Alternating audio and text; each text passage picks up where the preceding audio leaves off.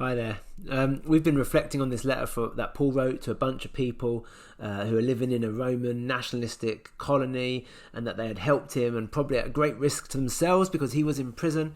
And we've been looking at examples of a new way to be human. And the ultimate example that we know and we find is in Jesus, of course. And we're going to finish this series in a few weeks' time with a look at the beautiful, majestic, not majestic in the way you would possibly think, but majestic poem, the Messiah poem found in chapter 2. But we've gone on from that now.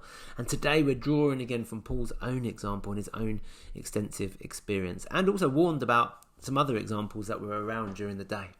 We've come to this famous passage, and most of you will have heard some of it before. We're looking at chapter 3. And if you've been around with the church for a while, you'll have heard these phrases before as you read through it. And Paul compares himself in this chapter to those that boast in self-righteousness. I don't know if you know what righteousness means, or self-righteousness, but it means that you make yourself right with God. I have done X, Y, and Z, or I have achieved something, or look at the fruit that I've got, or look at how I look and what's the way I dress, or the colour of my skin, or whatever. Look at what I do, and that means that I'm right with God.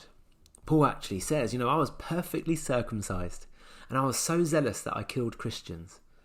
And these are uber qualifications, by the way, in religious world. We read them and think, what on earth is he talking about? But this means he was like the best of the best. There's some sad news at the moment as the Taliban are rampaging across Afghanistan, taking city after city. Now, these are an ultra-zealous group known for stoning women who are not even just caught in a job, but accused of adultery, of public executions and hangings. But we have to see in the context of self-righteousness, this becomes a badge of honour. It becomes something to try and achieve, and we need to realise we're not immune. And I mean we as a culture, and I mean we as a Christian church, we're not immune from such posturing. It's not something that's so distant and far off, or even as unappealing as we think it is. As soon as you start establishing your rights, your status, at the expense of others, your worthiness, based on something like gender or the way you look or where you're from, on anything really, on how zealous you are subjecting the recipients to your power, so you are establishing power in this way, you are becoming self-righteous. As soon as you do this in any way, then you are on that path. There's a lot of posturing in this world. We are defined by what we do, what we say, what we believe. And Paul is responding here, and this is what I guess, but most scholars do as well, to a bunch of people, possibly even leaders in the church, saying that you have to be a certain way. Something has to be done to you. You have to have a perfect circumcision. You have to have certain credentials to be in and to be accepted. And he responds strongly. Paul reacts to this. He says, look at what I have done and who I am. I'm the perfect, the best of the best, and now I count it all as trash. It's garbage, that stuff. It's worse than doing nothing at all when compared with what comes from knowing and trusting Jesus. All that other stuff, all that stuff that comes from following a set of rules, it's second-rate, small-time, inferior stuff. Trusting in Jesus, putting our faith in him, that is what leads to God righteousness, not self-righteousness. So God made it right. If you break a relationship, this is bad news, by the way. If you break a relationship, if you mess it up, and if you know what what I'm talking about, if you've been unfaithful in any way, if you've neglected or abused your relationship, then you cannot fix it. You cannot be the one to fix it. You've got to think about that. You can try, you can say sorry, you can buy stuff, you can try and make amends, but it needs forgiveness from the other side. You can only go so someone else has to come, and they're the ones that have to experience the trauma. That's what Jesus did. Jesus came through that trauma for us. So when we say your sins are forgiven, it's not because you did something to make it right. It's because Jesus did. And it always had to be that way. Paul had every reason to be proud and to believe in his achievements and his own righteousness before God. He was a keeper of the law, perfection.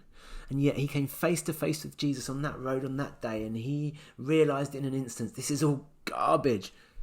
He says he was blinded. I think it was just the physical response to what he realised. He thought he was perfection personified, and everything changed. Have you ever been trying to do something or trying to be something so that you're right with God? Because Paul actually says in verses 10 and 11, and this is really important, really, really important, I gave up trying to be that way so that I could know Jesus personally, so that I could become a friend of Jesus, I could have a relationship with Jesus. All this other stuff gets in the way of that. Striving in your own power, posturing, having your list of achievements. Paul says, I gave it all up so that I could partner and pursue and be loved and love Jesus. And I did it so that I could partner in Jesus' suffering. He says that I've not got all this made, but I am on my way towards the goal. And his goal was suffering with Jesus. It's here that you really know him. It's here that you really give up your status and your own achievements, and you partner with his. These days I cannot read the scriptures without seeing Jesus on the cross. And it seems that Paul could not take a step in life, could not say anything, do anything, make an action without seeing it through the same lens of Jesus on the cross, giving up everything for the sake of his neighbour. And remember, your neighbour is not the person who looks like you. It's the person that is the opposite of you. Think of the Good Samaritan and who Jesus was here for. Can you imagine if people laid down their lives in this way, rather than picking up their arms? It's really hard to imagine. And I've been really challenged that following Jesus cannot and never should be about me, my achievements, making myself right. It's all about accepting him, accepting his life, and with that comes accepting his death too. This is a new way to be human.